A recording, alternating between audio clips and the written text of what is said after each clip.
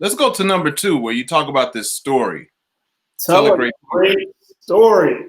Man, that's so powerful. We see a lot of content on social media around telling a great story for your business. But yeah, it's a big deal because ultimately somebody's buying into you as the individual before they start thinking about your business.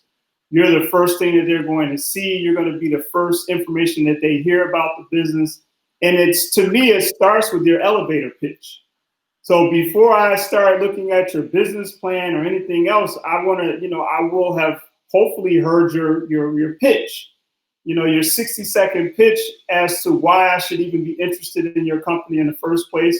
And yes, that story needs to be very engaging and draw people in so that they are interested enough to look further into your business. So what's your story? Yeah, that's a good one. I think a lot of folks, what would you say, and maybe we can circle back to this one later, but some people start digging a little bit too deep, thinking that their story has to be the story of them being homeless or the story of them being on the street or no education.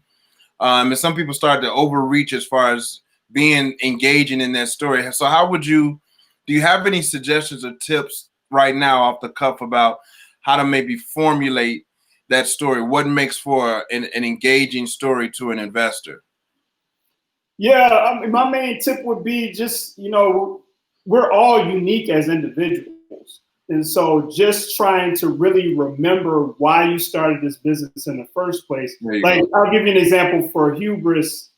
I was actually in a corporate firm and I was in a stall, using the restroom, and I heard a conversation from two partners that were running the firm about annuities and college planning. And I had just finished a degree in finance and I didn't know what they were talking about. So Okay. I'm in the stall, they don't even know that I'm there, and they're just having a casual conversation. And I'm sitting there a bit embarrassed and ashamed because I'm like, how do I have this advanced degree in finance? And I don't know what these people are talking about at all. I don't know what an annuity is. College planning is very, I had a new child at the time. And that embarrassment propelled me to dig deeper and ultimately start a business around finance and business. But that was an encounter or a situation that happened to me that was very real, but ended up pushing me along a really long journey to be where I am today. So that's a real story. It's authentic. Yeah. Some might find it engaging, but that's the reason why I'm here.